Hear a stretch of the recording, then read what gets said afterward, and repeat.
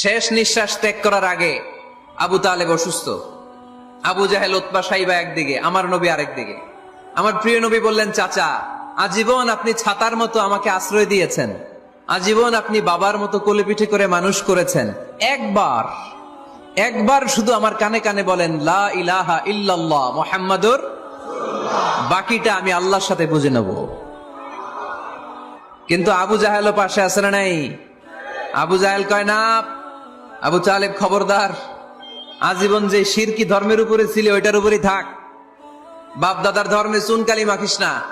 একবার আবু তালেব প্রিয় নবীর নুরানি চেহারার দিকে তাকায়, মনে মনে ভাবে এখনই পড়ে ফেলি কালিমা, মুহাম্মদের আদর্শই আমার আদর্শ বানায় ফেলি।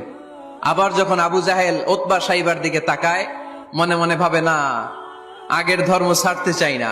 এই দোটানা অবস্থা থেকে শেষ নিঃশ্বাস ত্যাগ করার আগে আবু তালেব এটা বলে মারা গিয়েছে, আলা মিল্লাতি আব্দুল মুত্তালিব, আমি আব্দুল মুত্তালিবের শিরকি ধর্মের উপর থেকে শেষ নিঃশ্বাস ত্যাগ করলাম। তার মানে আল্লাহর দেয়া বিধান অনুযায়ী সে জান্নাতি না জাহান্নামী? শুধু যে নবীরে ভালোবাসছিল কোনো কাজে আসছে? কথা বলেন। তাহলে শুধু ভালোবাসা আমারে বাঁচাতে পারবে না। নবীর